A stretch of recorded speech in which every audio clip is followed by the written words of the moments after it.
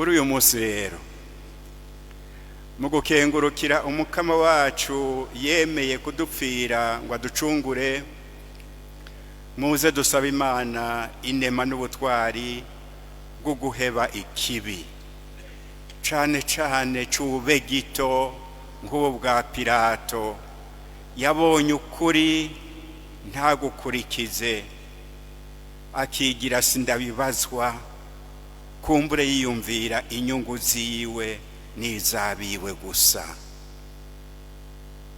Muntu wewe ufise responsabilité haba mu gihugu canke ahandi, ukaramuka ushinze ingingo iciye kubiri n'ukuri, iciye kubiri n'ubutungane, iciye kubiri n'umwidegemvyo w'abantu, iciye kubiri n'urukundo, menya ko uriko uritera kuzoba iciro ry'umugani nk'uko kwa Pilato. Yari gushobora gukoresha ububasha bwiwe kugira ngo abe rurangiranwa mu bantu bazi gukiza intungane. Murumva ko yabaye, basigaye bamucako umugani ngo yaciye nk'ugwa Pilato. N'abatemera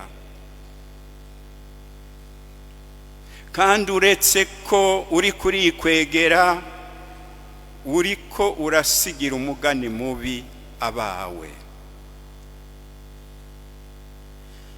Dusabe kandi inema y'ukutaba nka Yuda yahemukiye umukama yari yabaye n'umugenzi wiwe mu kumugurisha.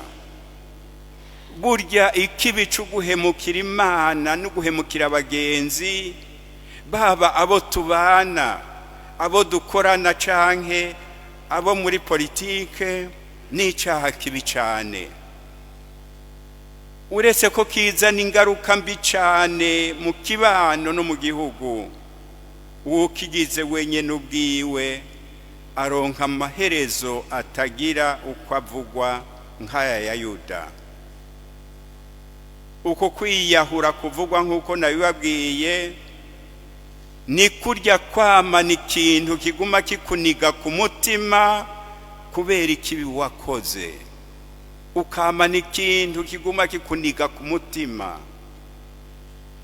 kuko naho ubuhemu bwawe womengo bwosa n'ubukwambitse ikirezi, nica kirezi kitakura ikirezareza ku mutima.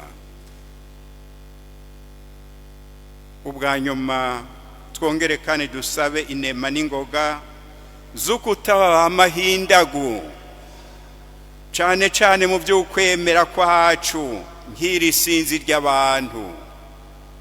Abamwumvise bariko barakoma induru ngo napfe napfe, nibo bari babaye abambere mu gusasira Yezu izo bambaye aje nk'umwami.